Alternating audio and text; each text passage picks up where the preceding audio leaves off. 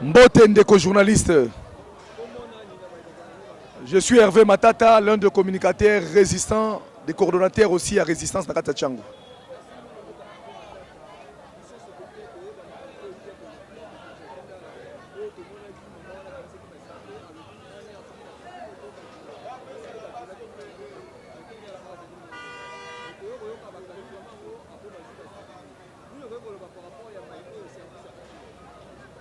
Ndekonanga, boyebi là où règne la dictature, nakati ya mboka, il y a des mauvaises pratiques. Oyo et accompagnaka yango ezalaka ba signaux ya dictature. Ndekonanga, makambo wana ya aner. Tshisekedi tanga azui mandat. Alobi na batoke na 2018. Alobi na batoke akangi ba bolo konyo so secrète. Ya aner kokanga ba prisonnier politique li sous-souté.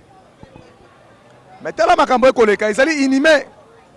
Ndeko abus sexuel oyo basali na mwana mboka Jacques Ndala ezali makambo akobetela maboko te ezali inhumain. C'est la sodomie. Oyo nzambe atombo kaka abomela ngo Sodome et Gomorrhe. Ba genre ya ba relation ba rapport sexuel ya bongo. Et puis forcé na kati ya Congo tokoloba ke démocratie ezali te. Démocratie ezali te. Monsieur Tshisekedi na bato na ye ba eko boma démocratie ya Congo ba na iko nguluma. Bakati yango makolo. Bazongisi biso ba pratique moko oyo ezali ba pratique dictatoriale. O tozali ko implorer na kati ya mboka na biso. Ndeko nanga Tshisekedi a régresser droit de l'homme na kati ya mboka na biso. A réduire vie humaine de l'autre côté. Vie humaine pour un régime ezali eloko moko te. Ozomona ça il va ensemble na babiloko zo salama na prison makala. Babomi bato ça prouve à suffisance que démocratie na kati ya mboka ezali te. Lelo bo ezali ko kamwa te. Mama wana soki bakangaki ye bakei ko samba batiki ye. Ezali ko lakisa ke batindaki ye. Mama wana azali missionnaire na bango mwana mwasi wana. Ali moto asalaka mission secrète na bango. Oya kena ko kamata bato akangisaka bato ba utilisaka ye.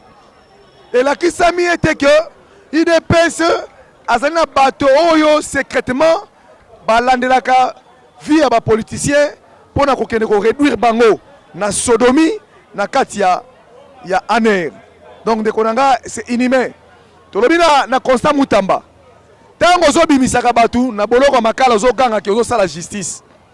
Mais tango bazui moto ba sodomiser ba kangiye et la personne a témoigné que yé moto asali makambo wana botiki ye.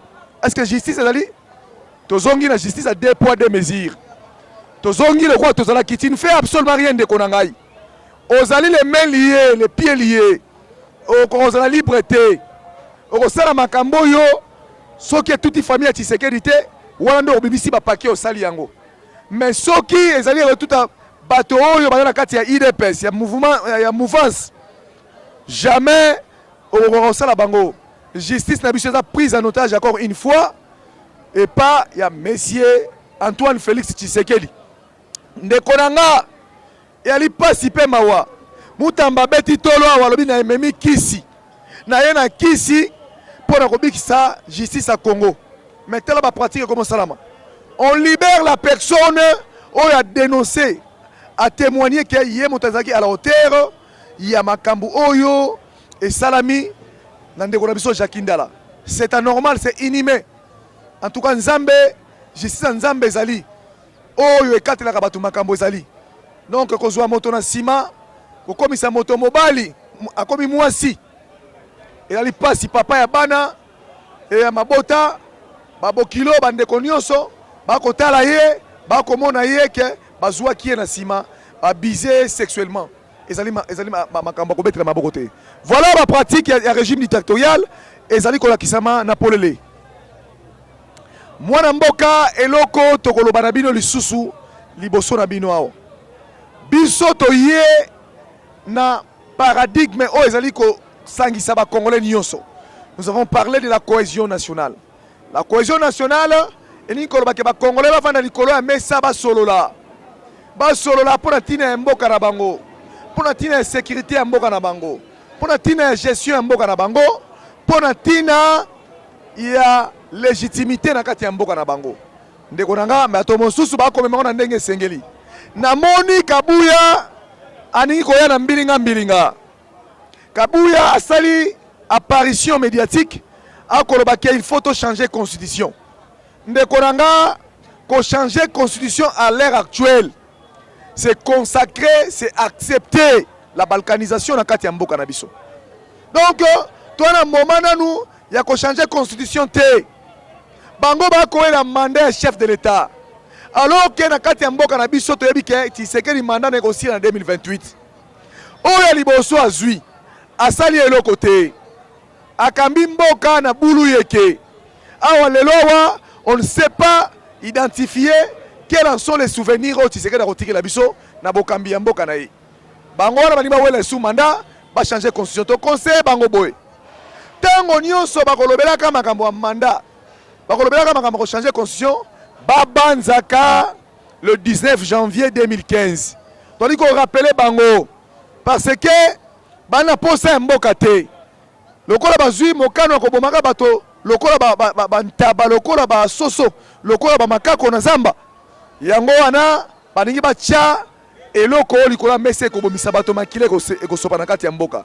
Nous voulons pas le bain du sang. Le problème c'est que to solo la nanu, to lobana makambo pona ba vérité ko bongisa mboka na biso. Constitution oyo ko kende ko simba soki mboka yali na matata, soki mboka yali na bitumba. Ndeko nanga oko sala na mboka ni. Il ne suffit pas d'avoir seulement le mandat. Il faut qu'on soit mandat pour qu'on sala quelque chose pour le peuple. Monsieur Kabuya, idée ndoto zolota. Ndoto zolota ya changer constitution. En tout cas, ndeko nanga okuta biso nzela na yo. La cohésion nationale ne veut pas dire la modification de la constitution. To yebi ke agenda na bino caché boye nango yango wana. Oyo boye nango au bon niveau mettre au grand jour. C'est la constitution. Parce que vous n'avez rien fait aux Congolais. IDP, ça c'est les Congolais, le Congo côté. Il y a un peu mandat à Moïbi. Qu'on s'éternise dans le pouvoir, Bokolongate. Bokolongate. Lobi na yoki, Bobengi bato a moto. Bato a moto, bakeli boso a parler du peuple. Bokei kuna, bino mokono bozo yo kante na kati ya union sacrée. Mais bozo wale là, ba mandat. Problème interne, na bino bozo ko gérer en côté. Mais bozo kamata bozo ko ya boya na des autres na kati ya mboka. Kabuya okopelisa moto na mboka. Okopelisa moto na mboka soki ozali réellement congolais. Retire-toi. Retirez maloba na yo olobaki lobby na apparition médiatique na yo. On ne changera jamais la constitution parce que pour mona moto flamme de feu, peuple a kobima na nzela to ko barrer bino la route. Kuna na parlement. Boko wele la poste il y a commission permanente au sein du Parlement. IDP, ça zo welango. Boyoki bande konamina nyo sakema kama bisi bino. Balobi boko zwa yango te. Boza muke, bona ba député muke. IDP c'est mosaïque, ça 50 députés. IDP ça pamba 60 de députés. Donc balobi boko zwa yango te, déjà vous avez perdu le pouvoir. Majorité bando remettre la tolo eza su ya binote. Lelo boye majorité zali ko s'identifier pas kamere. Donc bozwa ki boyibi élection, bokamati bo fonder majorité à lokuta, lelo boye Maradona kamere abandi ko mema bino na rythme de jenaï. Voilà ndeko na ngai. Des autres wana bo style ça on a union sacrée. Boye la biso ngona kati mboka te, on n'a pas besoin de ça. Bato a moto, ce n'est pas la majorité, ce n'est pas le peuple congolais. C'est une frange, un groupe. Il y a peuple congolais. Mais peuple congolais, c'est biso to vanda na banda ko to kumba moto te. Soki bokanti ko kumba moto, ndezali combattant, ben vous allez voir. Vous allez voir. Vous allez voir le peuple. L'article 5 va se conjuguer en impératif alors. Article 5 est le dit que la souveraineté appartient au peuple. Toi na pour ça ko changer la constitution te. Ba mandat wana ya moyibi osali okokite kende. Le pays appartient à tout le monde. Makama ko modifier constitution à cet instant, ezali ko pesa M23 babeki. M23 zali na kati ya mboka. Rébellion ko salama. Au lieu de trouver solution pour mettre fin aux tueries, à la guerre, au pillage, Oh yo ba rebelle qui nous porte les Rwanda, na ba rebelle na bango na ba substitut na bango ya armée rwandaise na kati ya Congo. Yo bandi ko ya na mbriema. Oye na mbriema ya nini? Ya makambo tali modification ya constitution. Kabuya ozalaka toujours na maloba malamu te. Tozo kalikile maloba no solobaka. Boko pesa batu mainduki. Boko pesa batu soki machette. Oloba yango yo moko ngai oloba yango. Stoka ngai yango. Mais yeba ke soko za acteur politique ko pelisa moto na kati ya Congo. Okoluka mboko kovanda. Okoluka mboko kovanda okokima awa okotika nyoso. Kanga dati ya lelo. Na yebisio kanga dati ya lelo. Longoni na mwana mboka Martin Fayulu na musala zali ko sala. Libanda ya mboka. Président Eli Martin Fayulu en tout cas longoni na yo olakisi na monde entier. En général et en particulier au peuple congolais qui ozalaka soucié de la République démocratique du Congo. Musala yo président de la République akiko sala. Yango yo zo sala yango. Donc okamati ozwi tana yo oko kitana ba université, ko sensibiliser, ko mobiliser ba citoyens du monde pour que paix ezonga na kati ya Congo. Et puis on lobby bien que il n'y a pas le développement sans la paix. En tout cas, il y a une diplomatie dans le sala, Nzambe abatela yo. Mais tala ndeko Chilombo, a outi États-Unis d'Amérique yao. A memi na ba di progrès d'avion. A kena bango kuna, ba ke ko lula bilamba na ye. Ba ko loba tala fati beto mwana mama, tala lokolo, tala soulier, tala boy. Ba ko lula bilamba Tshisekedi. Ba continue salle, ba ke bandi ko betela ye maboko. Ba ko betela ye maboko ba di progrès. A memi bango kuna ba ke ko kumisa ye. Voilà bato ba lula sentiment. Bato balula mativi amemi bato babetere maboko. Est-ce que kuna na kati ya Nations Unies bato na poste babetere maboko to na poste solution. Voilà makambo Tshisekedi lobby aujourd'hui là ça n'apporte rien diplomatiquement. A keko senga ba condamner Rwanda, ba condamner Rwanda te, ba condamner Kagame te. Ba condamner M23 qui sont des rebelles, condamnation rebelle, rebelle à rebelle. Mais Rwanda, Uganda, Burundi, ba condamner ta moto moko te ndeko na ngai. Ba condamner ta zongi ciel isusu na médiation ya Luanda. Balobi na yasu kele na Luanda kuna akene kosisa makambo ndenga sinyaka nda bandaka nango. Ozomona ke c'est le passe-temps ba kolekisa biso tango ya pamba. Tango ya pamba ole to tia makambo liboso to ke liboso bango ba kolekisa biso tango. Assise ya Luanda ezali distraction pour la République démocratique du Congo. Nombre de cesser le fait déclaré na assise ya Luanda et to samate. Baroto sabiso te parce que nous sommes pas forts. Tshisekedi alobaka na biso awa na Sainte-Thérèse. Je ne sais pas ce qui a piqué na mouche nini. Alobi na biso ke à la moindre escarmouche akokamata kokende kobunda na Kagame. Alobi citoyen moko kaka mi balete moko. Ceux qui babomi ka citoyen moko kaka mi balete akosangisa Assemblée nationale, asangisi bango na Sénat réuni en congrès a déclaré guerre to bunda na Kagame. Où en sommes-nous? Où en sommes-nous? Où en sommes-nous? Ndeko nanga c'est une distraction. Ngana bandi komona Kabuya na IDPS bato bazali envoûté. Bali ko envoûté peuple congolais. Bali te peuple congolais bonga. Ba ko lekisa biso tango ndire bali ya kindoki na bomwana. Ba ko envoûté biso poto bonga te to lekisa tango na biso génération le kabiso boye. Ndeko nanga nous allons vous barrer la route. Projet na bino machiavélique ko lekate. Et ko lekasa mo ko côté.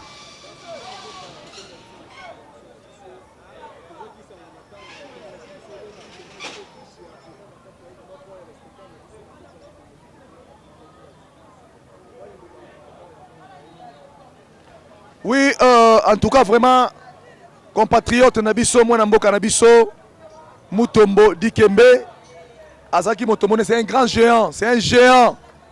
C'est un géant, il y a basketball américain. Ali Soupe, Moko ya bateau, basali ba action philanthropique et belle na kati ya Congo. Azali na ba œuvre na kati ya Congo, atongi hôpital ya monene na kati ya Kinshasa pe na kati ya province. Ali na makambo bela sungi ba famille belle à travers fondation na ye. En tout cas, azali moto ya marqué biso makasi. Et liwa na ye sali biso pasi makasi. Na kopé sa condoléance na famille na ye biologique. Na ba bana na ye, na mwasi na ye, na bandeko nyonso otu babungisi ye. En tout cas, vraiment, ba condoléance na famille na bango. Le Congo a perdu un baoba, le Congo a perdu un géant. En tout cas, vraiment, toi na pasi na motema, motomone na longwe biso na kati ya mboka. Donc mes condoléances na famille na ye na libota mobimba.